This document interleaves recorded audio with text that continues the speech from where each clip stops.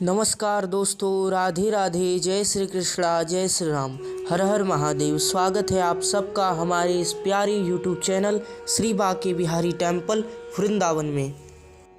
मित्रों, कलयुग के प्रभाव से विलुप्त हो रही हमारी संस्कृति, हमारे प्राचीन ज्ञान, हमारे वैदिक ज्ञान और सनातन धर्म का प्रचार प्रसार करने के लिए हमारे चैनल को सब्सक्राइब करें और हमारे द्वारा सांस्कृतिक ज्ञान के ऊपर, भगवत ज्ञान के ऊपर बनाए गए वीडियो को अधिक से अधिक लोगों तक पहुंचाएं। हमारे द्वारा बनाई गई वीडियो को अधिक से अधिक लोगों तक पहुंचाकर आप अपनी संस्कृति के प्रचार प्रसार का अमृत तुल्य पुण्य लाभ उठा सकते हैं।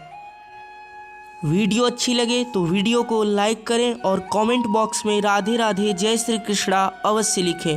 तो आइए मित्रों, देर न करते हुए आज के इस वीडियो को स्टार्ट करते हैं। आज का हमारा टॉपिक है कि जानिए विष्णु पुराण से मिले सृष्टि के अंत के 7 संकेत। तो मित्रों, बने रहें वीडियो के अंत तक। आज हम आपको पूरी जानकारी देने वाले हैं कि विष्णु पुराण से मिले सृष्टि के अंत के 7 संकेत कौन कौन से हैं, जो कि विष्णु पुराण नामक प्रसिद्ध धर्म ग्रंथ में लिखे गए हैं। मित्रों, हमारे सनातन धर्म में विष्णु पुराण नामक ग्रंथ भगवान विष्णु की लीलाओं से ओतप्रोत है। इस धर्म ग्रंथ में भगवान विष्णु के सभी लीलाओं का विस्तृत जानकारी दिया गया है और साथ ही साथ उनके पूरे 24 अवतारों और प्रमुख 11 अवतारों की कथाएं भी दी गई है। और यह हमारे सनातन धर्म का अति प्रसिद्ध पुराण है, जिसमें सृष्टि के शुरुआत से लेकर अंत तक सभी कहानियों का वर्णन किया गया है। इस विष्णु पुराण नामक धर्म ग्रंथ में, इस महान धर्म ग्रंथ में सभी प्रकार की जानकारियाँ दी गई है कि सृष्टि की शुरुआत कब और कैसे हुई। और इसी धर्म ग्रंथ में यह भी बताया गया है कि सृष्टि का अंत कब और कैसे होगा और उसके प्रति प्रमुख 7 संकेतों को बताया गया है। और हमारे साधु संत सन्यासियों की और हमारे धर्मगुरुओं की और विशेषतया इस धर्म ग्रंथ की यही मान्यता है कि इसी प्रकार लिखित इन 7 संकेतों से ही सृष्टि के अंत होंगे। तो आइए मित्रों, जानते हैं सृष्टि के अंत के लिखित ये 7 संकेत, जो कि विष्णु पुराण नामक ग्रंथ में लिखे गए हैं। इस विष्णु पुराण नामक धर्म ग्रंथ में सृष्टि के अंत का पहला संकेत लिखा गया है। पहला संकेत, जिसने भी जन्म लिया है उसे मौत का डर हमेशा सताता है। उसी प्रकार धरती का भी एक न एक दिन अंत होना है। प्रलय के लिए या दुनिया के अंत के लिए 3 तरह के विशेष कारण बताए गए हैं। दुनिया के अंत का दिन 3 तरह से होगा। पहला नैमित्तिका प्रलय, दूसरा प्राकृतिक प्रलय और तीसरा आत्यांतिक प्रलय। तो मित्रों, इस पहले संकेत का अर्थ लिखा गया है कि सृष्टि के अंत का 3 प्रकार से मुख्य कारण होगा, जो कि नैमित्तिका, प्राकृतिक और आत्यांतिक, यह 3 प्रकार से होगा। और सृष्टि के अंत का यह 3 कारण विशेष होगा। इसी 3 प्रकार से सृष्टि का अंत होगा। मित्रों, सृष्टि के अंत का दूसरा संकेत लिखा गया है। यह विनाश दक्षिण महासागर के पानी के भीतर किसी विस्फोट की वजह से होगा। इसके पहले भयंकर सूखा पड़ेगा। नदी, सागर और जमीन, नीचे का पानी सब सूख जाएगा और 12 सूर्य सभी सागरों को वाष्पित कर देंगे। इस दूसरे संकेत का सीधा सीधा अर्थ है कि एक चतुर्युग के बीतने पर, यानी 4 युगों के बीतने पर सृष्टि के अंत समय में सृष्टि का प्रलय भी होता है। उसी अनुसार जब इस सृष्टि का अंत होगा तो उस समय में यह अंत, यह विनाश दक्षिण महासागर के पानी के भीतर विस्फोट के वजह से होगा। और यहाँ यह भी वर्णन किया गया है कि यह भयंकर सूखा पड़ने से बाद होगा। अर्थात कि इसके आने से पहले, इस विस्फोट के होने से पहले सृष्टि पर कई वर्षों तक भयंकर सूखा पड़ेगा। और आगे लिखा गया है नदी, सागर और बड़े बड़े महासागर और ज़मीन के नीचे का पानी सब कुछ सूख जाएगा। और आगे वर्णन है कि कलयुग के सबसे अंतिम चरण में यानी चौथे चरण के समय में भयंकर प्रलय के लिए अविश्वसनीय यानी विश्वास न करने योग्य 12 सूर्य उगेंगे और इन्हीं 12 सूर्य के उगने के कारण पूरा सृष्टि वाष्पित हो जाएगा यानी गर्म होकर के जल का अभाव हो जाएगा। और आगे सृष्टि के अंत का तीसरा संकेत विष्णु पुराण नामक धर्म ग्रंथ में लिखा हुआ है। सारा पानी सोख जाने के बाद सूरज तीनों लोकों को राख में बदल देगा। धरती कछुए की खोल की तरह कठोर हो जाएगी। अर्थात कि इस 12 सूर्य के तेज से चारों तरफ पानी का अभाव हो जाएगा और सृष्टि पूरी तरह सूख जाएगी। और इसी के साथ साथ देवलोक, भूलोक और पितृलोक तीनों लोक सूख जाएगा। और तीनों लोकों से पानी सूखने के कारण धरती कछुए की खोल की तरह कठोर हो जाएगी।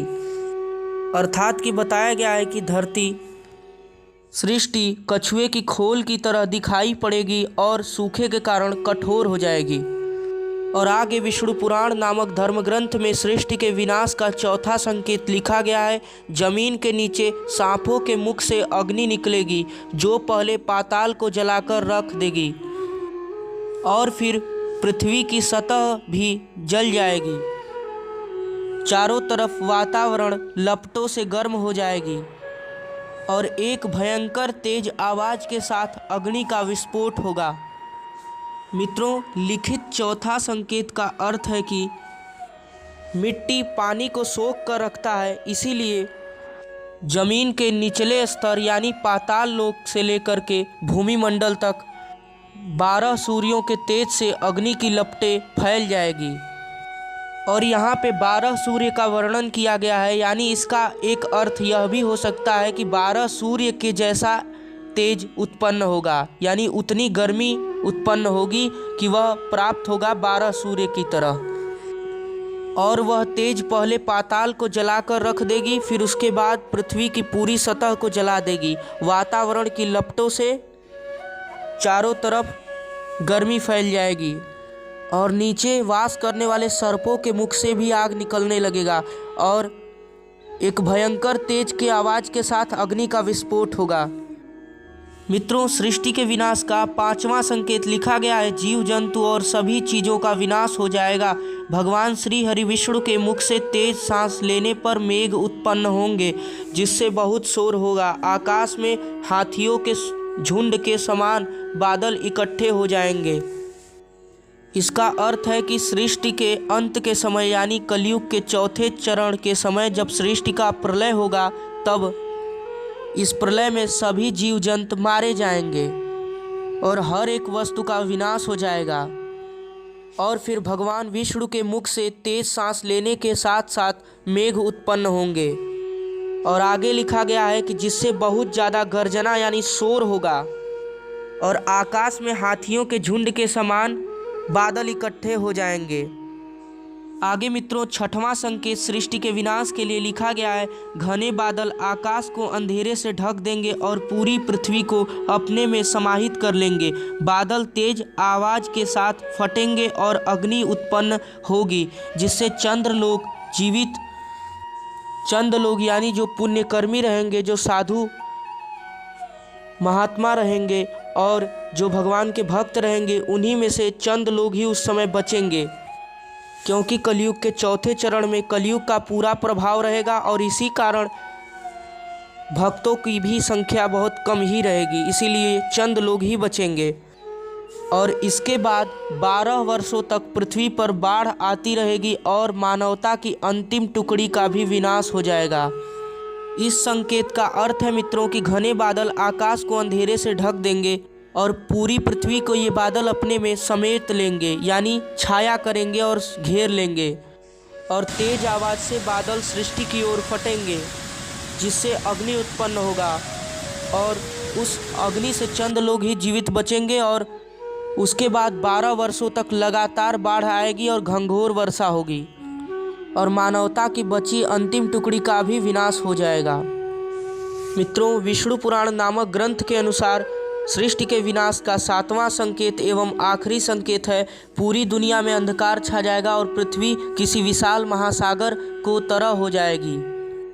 इस संकेत का अर्थ है कि जब पूरी सृष्टि में हर एक वस्तु और हर एक जीव का विनाश हो जाएगा तो फिर उसके बाद पूरी दुनिया अंधकार जैसा छा जाएगा और पृथ्वी किसी विशाल महासागर की भांति दिखाई देगी, यानी चारों तरफ जलमग्न हो जाएगा, यानी सृष्टि जल में मग्न हो जाएगी, यानी जल में मिल जाएगी, जिसके कारण महासागर की भांति प्रतीत होगी और दूर दूर तक देखने पर कोई भी जीव या कोई भी वस्तु नजर नहीं आएगी और सारी प्रकृति में बसे हर एक प्राकृतिक चीज़ों का भी विनाश हो जाएगा।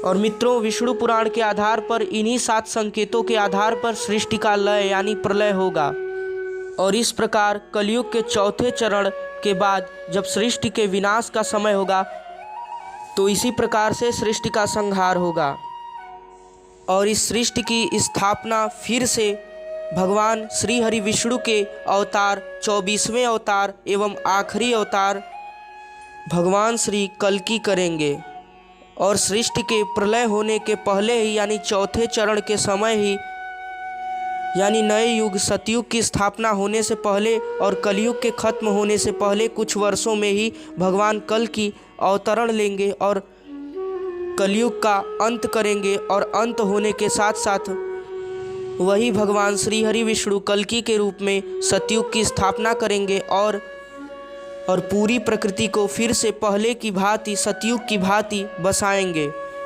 और फिर से चतुर्युग के चक्र की भांति सतयुग, त्रेता युग, द्वापर युग और कलयुग का चक्र चलेगा।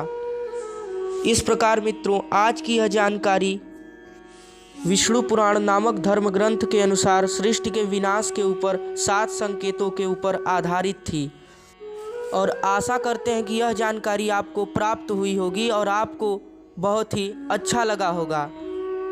यह जानकारी आपको अच्छी लगी हो तो अधिक से अधिक लोगों तक इस जानकारी को पहुंचाएं और सनातन धर्म के ज्ञान का प्रचार करने का लाभ उठाएं।